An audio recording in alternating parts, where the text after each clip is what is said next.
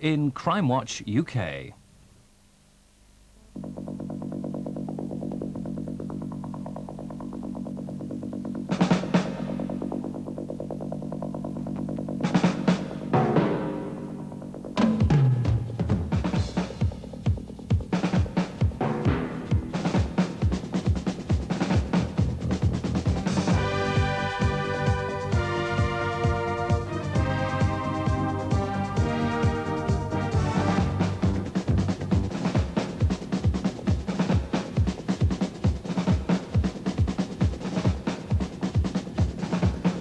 Hello, good evening. As no doubt you'll be reading in the papers tomorrow, 3 men have been convicted and sentenced today for some of the cruelest crimes that we've dealt with on Crimewatch.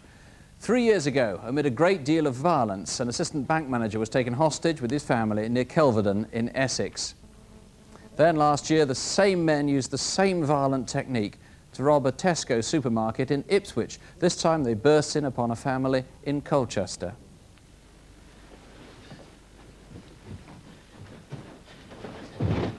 Keep your heads down. 6-4. Everything's okay, we're in. It was those scenes of intimidation in the house which prompted viewers to name the man with the radio and the German accent. It turns out he's actually a Yorkshireman. Other parts of the reconstruction brought in other detailed information, and as a direct result, 3 days after those scenes were televised, a flat was raided in South London. In the garage was a shotgun. And later on, a small arms cache was discovered hidden underneath the kitchen sink. The suspect had left home, but when next day police caught up with him, he told them, "You've been watching too much television." 3 more arrests soon followed. Today, the gang was sentenced to a total of 65 years. Well, our first case tonight involves an elderly couple and a middle-aged man who for several years seems to have been obsessed with some kind of grudge. Harold Gardner-Wheeler was a solicitor in Folkestone, where he'd been involved mostly with the bread-and-butter work of conveyancing and divorce. For more than 30 years, he and his wife Marjorie have lived in a remote Kent farmhouse near the village of Stelling Minnis.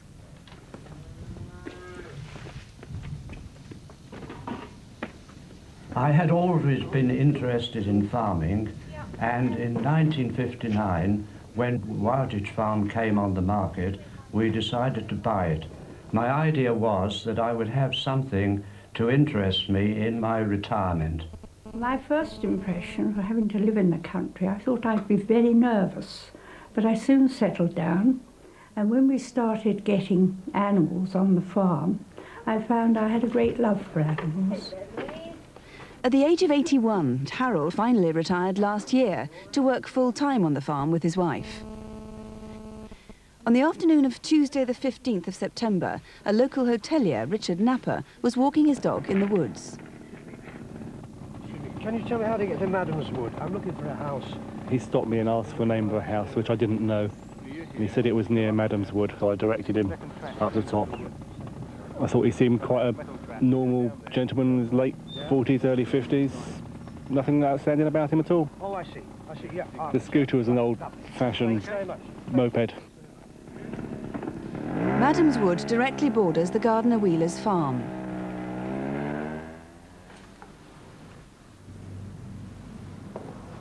Can I help you? Yeah. Have you got any maps of the Stelling Minnis Bossingham area? Yes. Any particular part? The woods. I remember him coming in because of the area that he asked for, which was very heavily wooded. We don't always have all the maps for that particular area. Yeah, I'm looking for Madam's Wood. There was nothing suspicious about him at all. He was stockily built, with a fairly weather-beaten complexion, balding, slightly scruffy, rather workmanlike in appearance. 5 days later, this witness encountered a similar-looking man. I'm sorry. We startled each other. He said he was sheltering from the rain. Hence the plastic carrier bag he was wearing over his hat. The witness remembers they stood chatting about dogs for a minute or two. Well, cheerio then. All right. Bye-bye. Bye. I saw something on the ground behind him. It looked like a bag. I assumed it was his. When I thought about it later, it occurred to me that he was trying to hide the bag. From where he was, the man would have had a clear view of Harold and Marjorie's farm. 45 minutes later.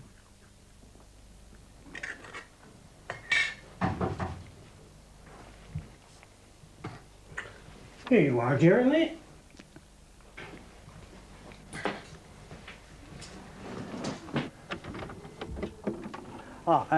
I've been walking in the woods in the rain. I'm soaked right through. I don't suppose I could shelter in your barn, could I? Yes, that's all right. Where is it? Just over there. Oh, right. Yeah, thank you. Oh, don't worry, I don't smoke. The impression I got was that he was perfectly genuine, that he had been walking in the woods, had got wet and was very tired. He was in the barn for about 2 hours.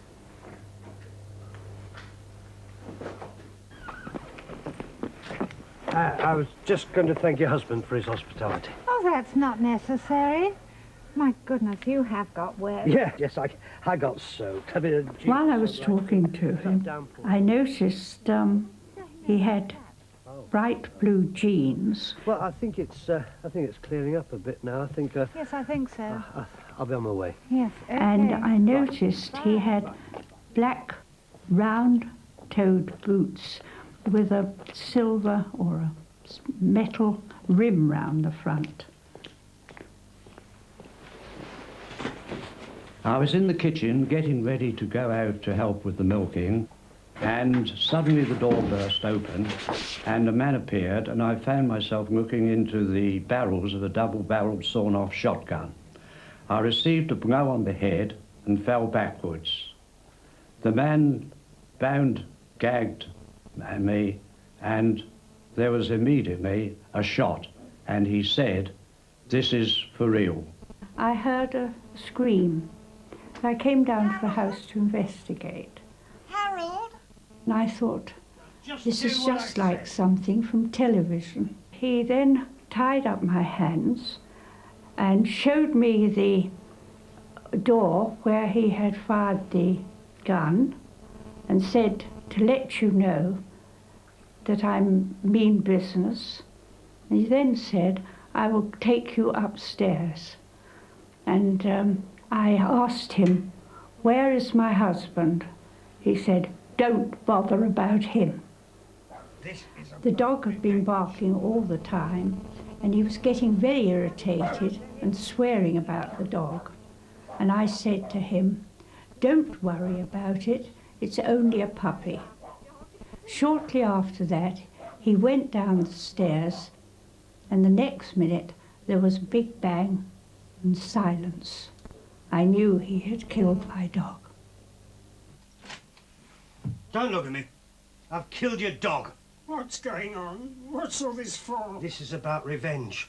You buggered up my son's life. I don't know what you're... The attacker said his son had been divorced some time ago and had suffered financially as a result. The man apparently believed Harold had been a solicitor on the case and was therefore holding him responsible for the son's misfortunes. He must have been in the house for over 2.5 hours. Just before he left, he said, well, I've taught him a lesson, so I'm going now. I had 13 stitches put in my head, and I had a severe cut on my face. I was taken to the Kent and Canterbury Hospital, where I remained overnight.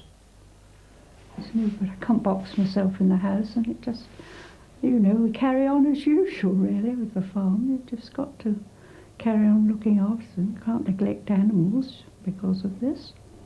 And it's not going to make me either. Well, Mr. Grace, they seem to be a pretty resilient couple. Are they actually recovering now? Yes, remarkably well. They are a lovely couple, and we're pleased that they are coping so well. Now, what about the motive for this? What about that long grudge the man said he'd harboured? Do you think that was the case? We are keeping an open mind, but it just does seem to have a ring of truth about it. The grudge was about Mr. Gardner-Wheeler acting as solicitor for the attacker's son-in-law or daughter-in-law. And a bungalow or something was lost? Yes, he blamed Mr. Gardner-Wheeler for losing the son's bungalow. So if he's been obsessed with this grudge for so long, do you think it's likely that somebody's going to know about it? He'll have told somebody? Yes, I feel sure that he has told somebody, whether it's a relative, a neighbour, or somebody that he does know. It doesn't sound as though he'd have kept it entirely to himself. How much do you actually know about the man? Well, we believe the man is in his 50s. He's white. He's about 5'7" tall, stocky build, ruddy complexion. He is older than he actually looks in that artist's impression. So if you put that description together with the grudge, the old scooter or the moped that he was riding, and the fact that he seems knowledgeable about dogs, perhaps that's somebody you'll recognise. If so, please do give us a ring. It's 081 811 8181 here, or you can ring Mr Gracie's colleagues direct in Folkestone, and that's 0303 850055. That's 0303, the code for Folkestone, 850055. Now here are Detective Constable Jackie Hames and Superintendent David Hatcher with a gallery of faces you might recognise in this month's photo call. If you're selling a car at the moment, then you might come across Bruce Alistair Macmillan. 6 months ago, he set up Rufford Motor Company in Ormskirk, Lancashire, buying and selling cars. He called himself Peter Scott. The company placed adverts in the local press. A number of people responded and were so impressed that they handed over not only their cars, but all their ownership documents. In just over 5 weeks, 70 cars worth more than £500,000 had passed through the hands of the Rufford Motor Company. Unfortunately, none of the owners has yet received any payment. Bruce Alistair Macmillan went missing at the end of June. Do you know where he is now? He may be using a false name and sometimes wears glasses. He's 38, around 5'10", with light brown greying hair. So call us tonight if you have any information. Jewellers in Henley were shocked when this convincing customer turned out to be a crook. On Tuesday morning, 30th of June, he went into the shop and asked to look at expensive watches. He spent a long time browsing before finally deciding on one he liked. Then, while still wearing it, he ran out. The shop assistant chased him up a nearby alleyway, but stopped after being threatened by an accomplice. Do you recognise the robber? He's in his mid-20s, around 5'10", with short dark hair. He spoke with a slight Birmingham accent. If you run a small guest house, you may have come across Alan Francis Goodin. We'd like to speak to him in connection with a series of car thefts and deceptions. Over the last 6 months, he's been travelling across the country, staying in Dorset, Essex, Kent, North Wales and Norfolk. Described as very charming, he persuades hoteliers to lend him money. He's 42 and 6'1". He has a scar by the side of his left temple and a fading tattoo on his left forearm which says Lynn and Haley. He's known to use several aliases, among them Alan Lucy, Alan Parkinson and Alan Hutton. If you know where he is, please call us now. Do you recognise this customer seen here at Comets in Edinburgh last February? Computers and fax machines were bought using a stolen cheque and Visa card. The man may have information about this and 41 similar frauds which have taken place across Scotland and netted over £20,000 worth of goods. He's Asian, 30 to 40 years old, 5'10", and although most of the offences were in Scotland, he had an English accent. If you know him, or you can help with any of our other photocall faces, please call us now. And the number as ever, 081 811 8181. That's 081 811 8181. And in fact, people who rang in after photocall last month, excuse me, have taken police inquiries several steps forward on every case. 60 people rang with help on the case of the expensive Rolex watch stolen from a jeweller's shop in the West Midlands. Several names were put forward for the 2 men involved, and 2 of those calls have given police reason to hope there'll be an arrest before long. We'll keep you informed. 31 callers rang to offer names for the fraud case in Reading. One name came up more than once, and it's believed the man has now been identified, so inquiries are proceeding very well there. And the largest photocall response came for the New Zealand police investigation into a sexual assault. 104 people rang with sightings of the man they were looking for, and 10 of those calls were particularly useful. For legal reasons, we can never give you as much information as we'd like in these early stages. All we can say at the moment is that police are now hopeful of finding him. Often on Crimewatch, we take on cases that at first seem impossible to solve. In fact, generally, detectives only come to us when their inquiries have drawn a blank. So the programme's 1 in 5 success rate is with crimes that are hardest to crack. Even so, our next case must be one of the most difficult we've covered. The reason? Well, we're asking men who've been to prostitutes to call, and people who've been dealing drugs. The question is, will they care enough about a murder to call in? A lot of people have cared, and so, with considerable courage, almost everyone you'll see in our reenactment is the real witness. On a slope at Norwood Edge is a beauty spot called Warren Point. It's a half-hour drive from Leeds and Bradford, and it's popular with ramblers.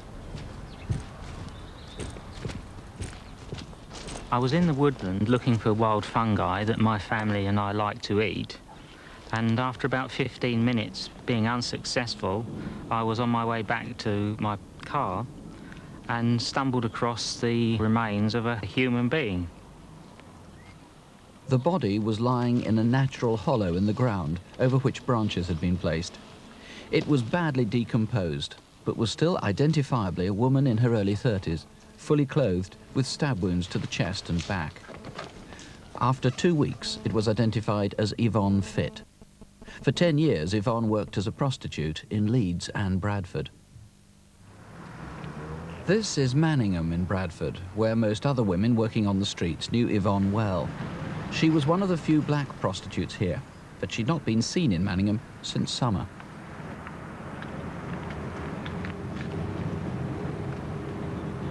She'd been arrested more times than members of the Vice Squad could remember, among them PC Ingrid Cannon. I'm here. I'm not doing anything, I'm waiting for someone. You always say that. Look, arrest her down there, it's not my turn. I've known Yvonne for some time. She's quite a bubbly sort of a girl. She was always full of fun and laughing. She'd never had any nastiness in her or anything like that. But you know that lad on the Vice Squad? I don't know, I fancy him. The sort of brash front that she always put on, it did seem to be a bit of a front to me because I think she was quite shy and lonely inside, really. I always got the impression that Yvonne didn't really want to work in the red light area. She was working there just to provide herself the means to live. Despite her lifestyle, Yvonne was still close to her family in Leeds. She was one of 7 children. How much are they? £8. £8. Sometimes she don't come for her, sometimes 2-3 months. And when she does come, she'll turn up with a bundle of flowers, a bunch of flowers. Sometimes 3-4 bunches. And I always say to Yvonne, I say, Yvonne, don't spend so much money on flowers, you know. And she says, Mum, nothing is too much for you. People told me that Yvonne was on the game, that they see her standing about. And when I confronted Yvonne, Yvonne said, oh no, Mum, there must be a mistake and not me. But by December 1991, things were going badly wrong in Yvonne's life. She'd often taken drugs, but was now heavily addicted to crack cocaine. She was anxious and becoming paranoid, or perhaps there was some basis for her fear. At any rate, she moved to Chapeltown in Leeds to stay with Alison Drake Lewis. It's really good of you to put me up, you know. Look, any time, OK? But I can't go back to Bradford. There's people there that'll do me in. She was very nervous. She was very on edge. I've got into some debt and I owe some money, right? She mentioned on several occasions that somebody was obviously going to find her one day and she was going to come to some harm. I'm being followed. I'm sure someone's watching me. For 5 months from last Christmas, Yvonne disappeared. Do you know where she went to live or work? Your call will be treated with the greatest possible discretion. Thank you. Sometime in May, at the Duncan pub in Leeds town centre, Yvonne was back. Hello, how are you? I'm really depressed and I feel terrible. You don't look right. When Yvonne walked in, I was very shocked. No money. Do you want to buy you a flagon? Yeah, thanks. It wasn't the Yvonne that I knew. Anyway, it might be better later. I'm meeting someone. Are you coming back in then? Me and Yvonne were like best mates. If you asked her for it and she had it, she'd give you it. All right. You want to go see a doctor, Yvonne? If I get a chance, I'll go later. Come on, I've let yourself go. See you next. All right, I'll see you later, Yvonne. Bye, love. Yvonne left at around 7, but 3 hours later, at 10:15, Gail noticed she was back. She was completely different to what she were early. She were laughing, she were joking. The man were about 5'5", chubby, white to grey hair, very smartly dressed, and I've never seen him since. This man was seen again with Yvonne 2 months later. If it was you, or you know who it is, please call. Then in Bradford in the summer, PC Ingrid Cannon saw Yvonne again. Sometime between June and September, I was driving an unmarked police car along Bertram Road when I saw Yvonne Fitt coming in the opposite direction. She was scurrying along a little bit like a frightened rabbit, really, as if she didn't really want to be seen. I was quite surprised to see Yvonne because I hadn't seen her for such a long time, and that's why she caught my attention. It's not known if this really happened, but an anonymous caller rang police to say she'd seen Yvonne being bundled into a green van in Bertram Road. If that was you who called, please ring again. I don't say that I like what she did or nothing, but I mean, it was Yvonne's life, and everybody choose the way of life they want. And nobody had no right taking her life from her. It was hers. Tony Whittle, the people who are most likely to help are likely to be people who are pretty wary of calling in to the programme for pretty obvious reasons. Yes, that's I mean, right. frankly, if you were out there, would you ring in? Well, I would, and the fact is that many people have contacted us. A number of those have made written statements which they've signed, and they've been very frank about their involvement with Yvonne, both in the drug scene and also in prostitution. Those individuals have had the confidence and the courage to contact us, and I would hope other people would follow that fine example. Of course, you need to find out where she was between January and May. It's pretty critical, that. It is, absolutely. She tended to stay with friends for 2 or 3 weeks and then move on, but no one can remember where she was during those crucial months. OK, you want to know if she was in trouble with anyone. Obviously, you want to find out more about that green van, whether that was a hoax call or if that woman was for real. You need her to ring in. We certainly do. Again. What would anybody recognise about the assailant? I mean, are there any clues that anybody might, if they've got suspicions about a man? Yes, there are some. I rather think the person responsible would never have expected the body to be found or identified. In the middle of September, the body was found, and at the end of September, it was identified as Yvonne Fitt. That person will have reacted in some way to that discovery, and someone may have picked up on that. OK, well, if you can help in any way, the number here in the studio, 0818 118 181, or you can ring the Eccles Hill police station. That's direct on a free phone number, 0800 212 392. That's 0800 212 392. But now with more cases on our incident desk, here are Superintendent David Hatcher and Detective Constable Jackie Hames. A police check on the M6 near Penrith turned out to be more than just routine. The officers found 2 men who'd been bound and gagged, lying on their back seat of their car. Minutes earlier, they had been the victims of a robbery. It was 9:30 on Thursday evening, the 27th of August, and the businessmen had been travelling through Cumbria towards Glasgow when they were forced off the road by a blue 3 Series BMW. It happened a few miles north of the T-Bay services on the M6 motorway. 4 people got out of the BMW. One was a woman who threatened the passenger with a handgun. She was white, in her 40s, slim with blonde hair. At the same time, a man, also white and in his 40s, attacked the driver, smashing his window and punching him in the face, breaking his jaw.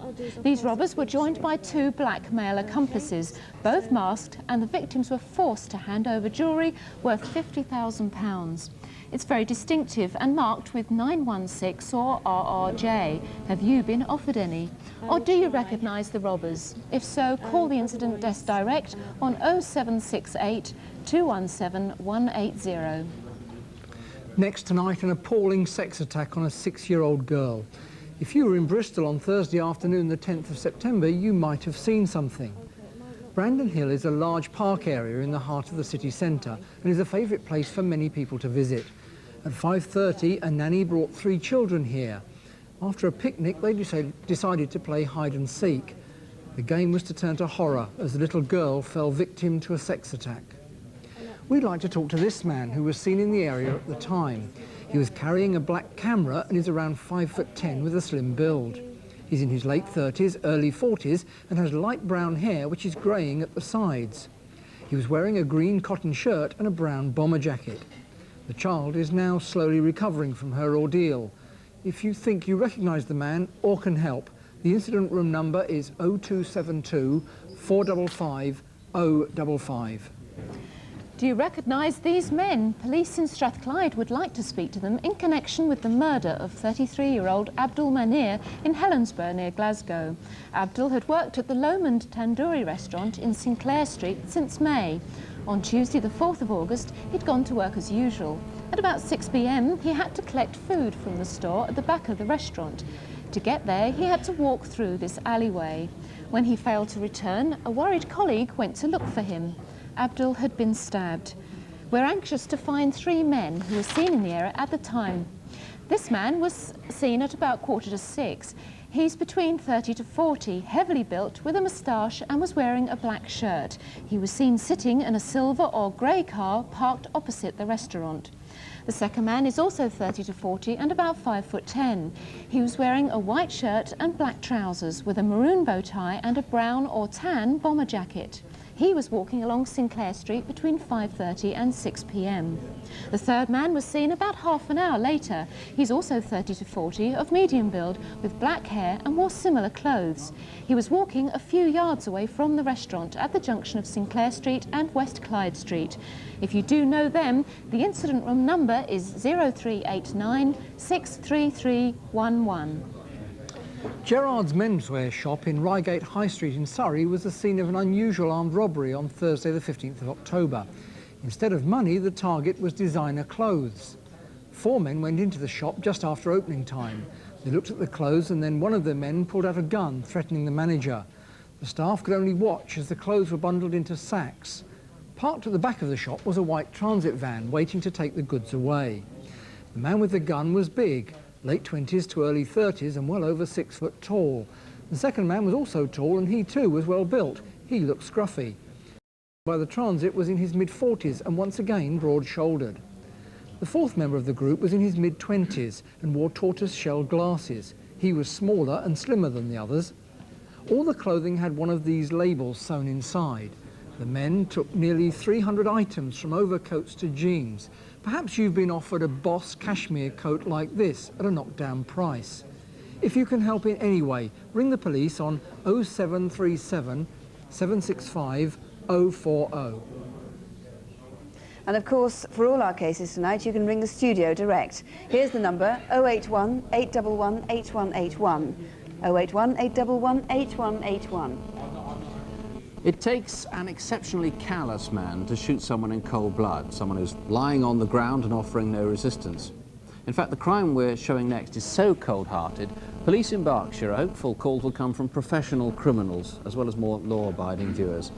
In particular, there may well be a car thief watching who's not too keen on being charged with attempted murder. In Slough, last November, a Rover 820 SI was parked on a garage forecourt awaiting service.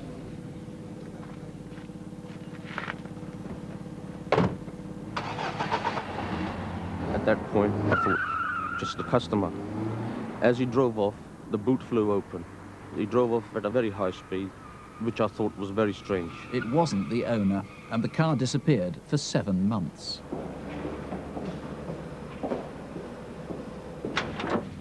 Right, we'll load it up then. Tuesday the 30th of June. It's a routine morning for Nick, a guard, or custodian as they're called, for Security Express.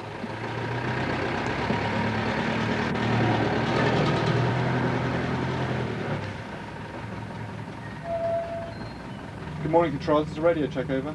Receiving you loud and clear, over. I joined the company 6 years ago. The route we were on that day is a route that I've done quite often. It's beautiful scenery, it's a good route, and I was working with a good team.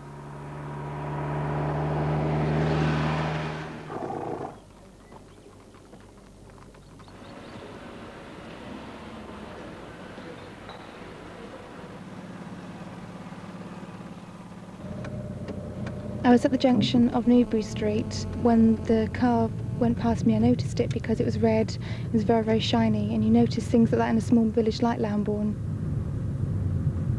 He was about late 30s, slightly tanned with a receding hairline. I followed him toward the centre of the village. Meanwhile, the van had left the nearby village of Wantage and was heading for Barclays Bank in Lambourne.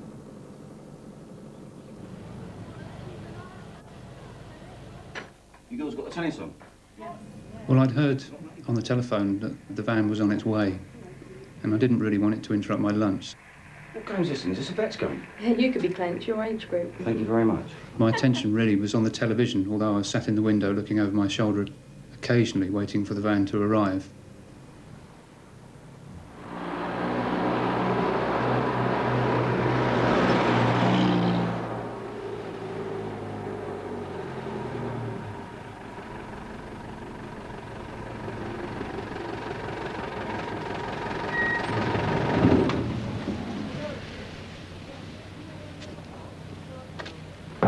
OK, John, let's have the money.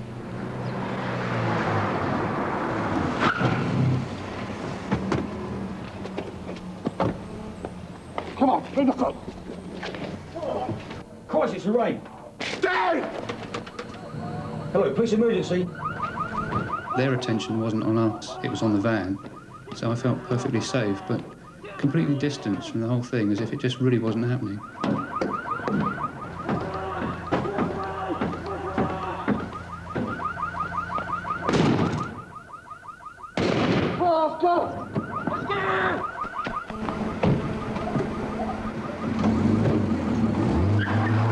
It was only then I became aware of a pair of feet sticking out in front of the van. A couple of guys actually went over to the guard, as it turned out. But as they lifted him off the floor, the expression on his face was just total shock. I didn't actually see the gun actually shoot me, but I just felt as though somebody kicked me in the leg really hard.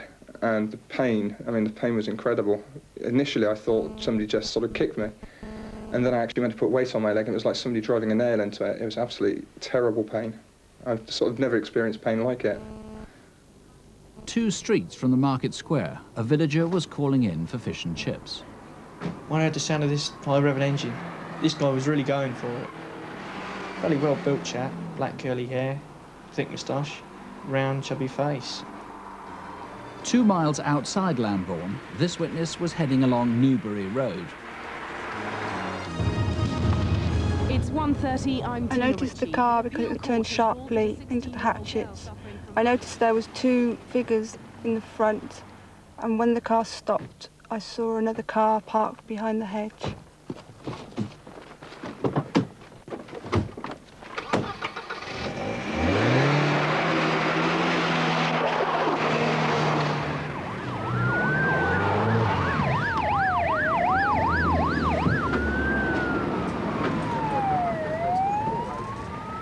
I haven't worked since I was shot. It could be a year until I'm back to work. People like this have got to be stopped. Here's an impression of one of the robbers. He's in his mid to late 30s. Incidentally, there's a big reward on this one, £10,000 being offered by Security Express for information that leads to a conviction. The number here in the studio, as always, is 081 811 8181, or you can call the incident room in Newbury.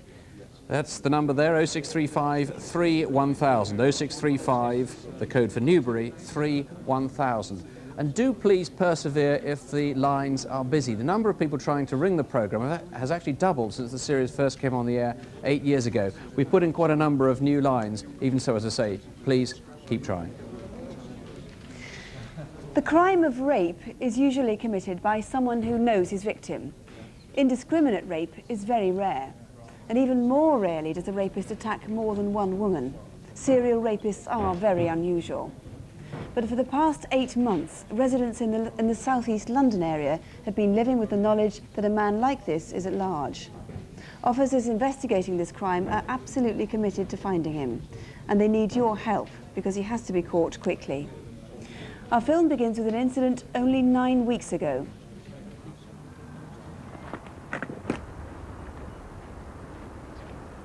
As I was getting closer to the bloke, I looked at him and I thought he was the person on the rapist posters that I'd seen in windows. See that? Yeah. It's me.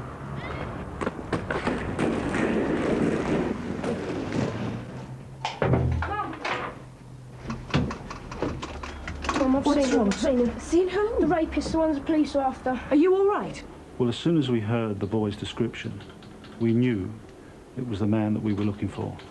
The boy's description was really very good. We knew we were looking for a serial rapist, a man who had attacked 5 women in southeast London, the majority in the last 8 months. We regarded the boy's sighting as very significant. Most of the attacks took place in or around the Green Chain Walk, which is a network of pathways in southeast London, stretching 39 miles from New Beckenham to the Thames Barrier. It's crisscrossed by fields and surrounded by trees and woodland. The first attack was back in 1989, just yards from the Plumstead part of Green Chain Walk. Well, I told myself I wasn't going to let this man beat me. I wasn't going to get angry. I did think about selling my house, but then I thought, why should I? Even though it happened 3 years ago, it still feels like it was yesterday. I got up in the morning, went downstairs, made a cup of tea, let the cat out. It was a nice day, so I left the back door open. And I went upstairs and dried my hair. And my door started to open. And there was a man standing there. He was medium build, with mousy hair. I thought it was a burglar at first, and he pulled out a knife. And then something made me realise that he wasn't a burglar.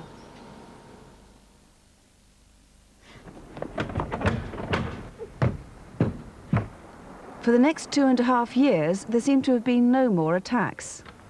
Then in Lewisham in March this year.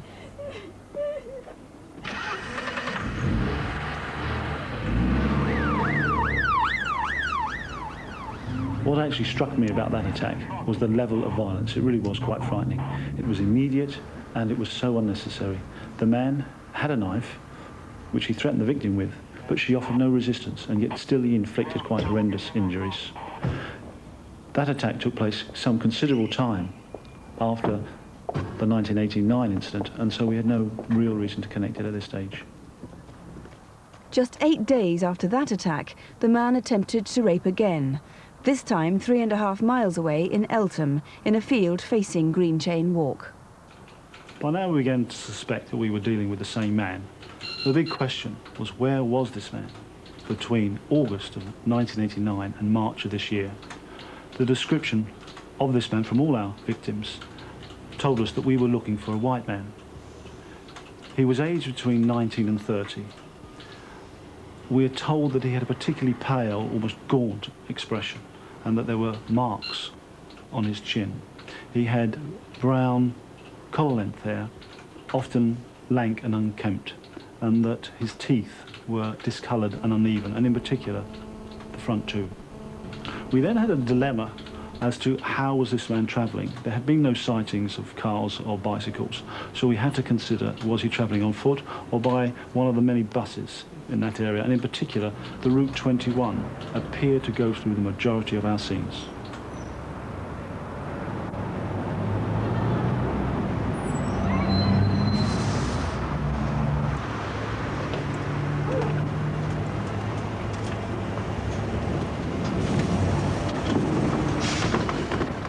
I was going to a barbecue to a relative's with my boyfriend and my little girl, and I was really looking forward to it. Just go in the off classes, I'll catch up. My daughter really enjoys going there because she's got a swimming pool and slide and toys. I knew the area very well because I grew up around that area and I'd done a sports day on them fields. You know, I see this man with his back to me and I wasn't worried at all, didn't think anything of it. Just walked straight past him.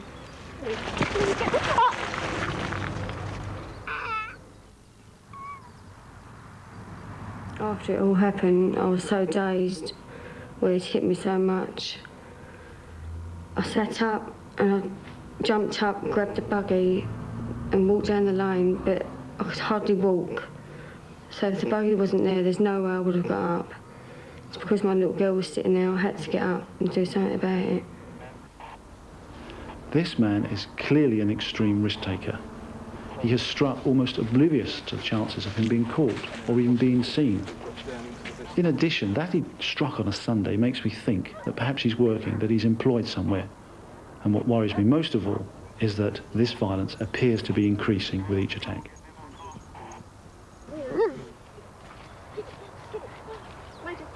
Three days later, only yards from that last attack, this young woman was taking her dogs to obedience classes.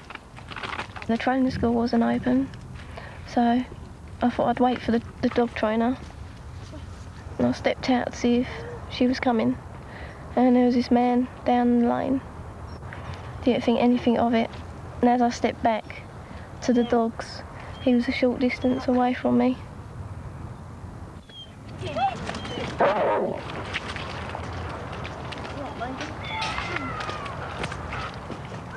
Well, John Pearce, that was at the end of May. Have there been any attacks since then? Well, we've actually investigated a great many incidents, but we're particularly interested in one that takes us back to Woolwich, takes us back to Wynn Common on Monday, the 12th of October. Shortly after 10 o'clock at night, we have a young mother pushing her child in a buggy. She's concerned about a man in front of her and quite wisely seeks some help from a couple in a car nearby. We think that the actions of that couple in the car clearly prevented a far more serious incident. You need to talk to that couple then. We'd dearly like this couple to come forward. We don't know a great deal about the car, except that the interior light was on and there was a man in the passenger seat and a man in the driving seat and the woman in the passenger seat. And that was October the 12th. What do you think might explain the interval of 2.5 years in his activities between the attacks? Well, we strongly believe that this man is known to police, but he's displayed an intimate knowledge of South East London. This may be because he was brought up in the area or went to school there, but it still leaves a large gap. Well, I just hope somebody can help you find him tonight. Just to recap on his description, he has brown collar-length hair, which is lank and unkempt. He's pale and gaunt looking. His teeth are discoloured and uneven. There may be some marks or scars on his chin. The vaguest aspect of the description is his age, which has been put at anything between 19 and 30. If you've encountered this man, or if you know who or where he is, please do ring us. There are BBC researchers here to speak to if you prefer. The studio number is 081 811 8181, or you can ring the officers direct in the incident room at Eltham Police Station, and that's 081 853 8212. That's 081 853 8212.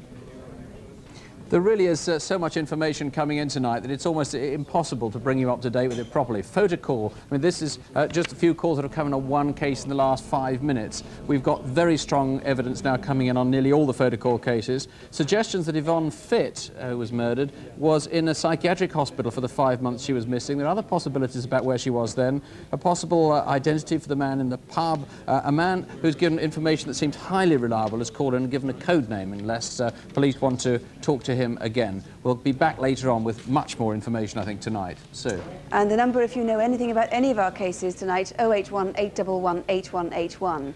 Our lines are going to be open until midnight. There's another number I'd like to give you, one which you might like to take down for reference. This month, Customs and Excise have launched a drugs line which is aimed mainly at people who may themselves use drugs but are worried by unscrupulous dealers or about anything they consider dangerous.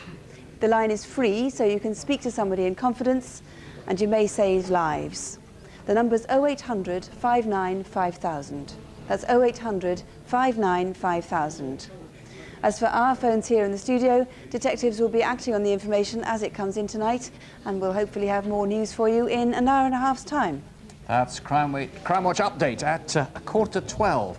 If you can't stay up till then, and who can blame you, let me reassure you that your chances of encountering the sort of crimes we've shown in reconstructions really are very, very small indeed. As the new British Crime Survey shows, most crimes are very minor ones, so don't have nightmares, do sleep well. Good night. Good night.